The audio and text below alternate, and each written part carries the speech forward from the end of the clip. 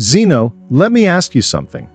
Why do so many of us overlook life's most valuable lessons until it feels too late? Good question, Musonius. Perhaps it's because we're so busy living for the moment, or running from it, that we rarely pause to reflect. But Stoicism teaches us that reflection isn't just for philosophers. It's a tool for everyone. Exactly. Today, let's explore 7 critical lessons that men, though really anyone, should learn before time slips away. These are lessons rooted in Stoic wisdom, but we'll tie them to modern challenges so our listeners can apply them immediately. And remember, these aren't just abstract ideas. These lessons are as practical today as they were in ancient Greece and Rome. Shall we dive in? Zeno, let's start with something fundamental: living in the present. Marcus Aurelius described time as a river of passing events, always moving forward. Why do you think so many of us struggle to stay in the moment? Because our minds are often elsewhere, replaying past mistakes or fretting about future uncertainties. It's like trying to swim against the current of time. But Stoicism teaches us that true peace comes from accepting the flow and immersing ourselves fully in the now. That reminds me of Heraclitus' idea: you can't step into the same river twice. Life is always changing, and so are we. Have you ever noticed how the best moments, a deep conversation, savoring a meal, happen when we're fully present? Absolutely. And there's a modern parallel here: mindfulness. Studies show that practicing mindfulness reduces anxiety and increases happiness. It's not about denying the past or future, but engaging with the present intentionally. So, the takeaway? Stop chasing time and start cherishing it. Be here now. Musonius, have you ever seen people obsess over social media likes or workplace recognition? Oh, plenty. It's like chasing a shadow. Just when you think you've caught it, it slips away. Epictetus put it perfectly: don't seek to have events happen as you want, but want them to happen as they do. When we tie our worth to others' opinions, we surrender our peace to forces beyond our control. It's like building a house on sand. Modern psychology calls this external locus of control, which often leads to stress and dissatisfaction. Instead, Stoicism advises us to find validation within.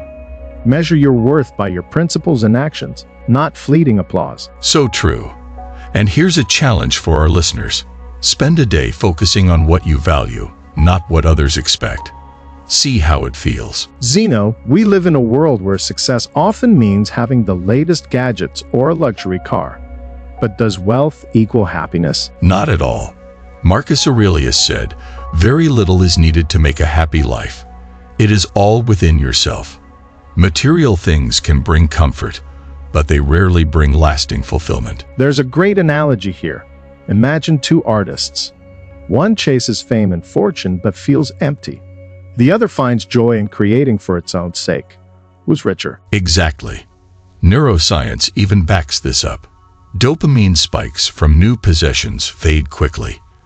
But living by your values and nurturing relationships creates deeper, more enduring satisfaction. The Stoic lesson: focus less on what you have and more on who you are. Musonius, let's talk about one of Epictetus' most powerful ideas: knowing the difference between what we can control and what we can't. It's life-changing, isn't it? Imagine a sailor navigating a stormy sea. He can't control the weather, but he can adjust his sails. This is the essence of the Stoic dichotomy of control. Yes, and modern psychology calls this focusing on your circle of influence. Worrying about uncontrollable things only drains energy. But when we act within our influence, we feel empowered and effective. So, listeners, ask yourself, are you wasting energy on things you can't change? Or are you steering your ship where it counts? Zeno, some people think being Stoic means suppressing emotions. What's your take? That's a common misconception. Stoicism is about mastering emotions, not denying them. Seneca said it best: "We are not given complete control, but we can guide our emotions like a river through channels." Right. For example, anger isn't inherently bad. It's how we channel it. Neuroscience shows that identifying and reframing emotions can reduce their intensity and help us respond wisely. So true. Emotional mastery means acknowledging feelings without letting them control you. It's strength in its purest form. Musonius, why do you think Stoics focus so much on mortality? Because it sharpens our priorities. Marcus Aurelius said, "You could leave life right now. Let that determine what you do and say." Recognizing life's brevity makes every moment precious. It's like the sands in an hourglass, finite and always flowing. Modern research shows that contemplating mortality increases gratitude and purpose. Exactly. Listeners, instead of fearing time's limits, use them to fuel meaningful choices. What truly matters to you? Zeno, one of my favorite Stoic ideas is that learning never ends. Seneca said, "As long as you live, keep learning how to live." It's a lifelong journey, isn't it? Self-improvement isn't about perfection but progress. Like a blacksmith shaping iron, we refine ourselves through challenges and discipline. And growth isn't just intellectual. It's about becoming wiser, kinder, and more resilient. Modern studies show that adopting a growth mindset leads to greater success and happiness. So, keep growing, listeners.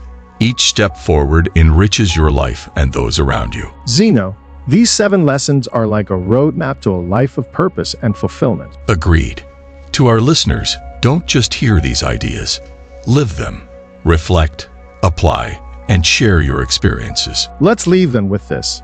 Wisdom isn't just in learning, it's in doing. So what lesson will you start applying today? Until next time, stay curious and keep evolving. And remember, the power to change your life lies within.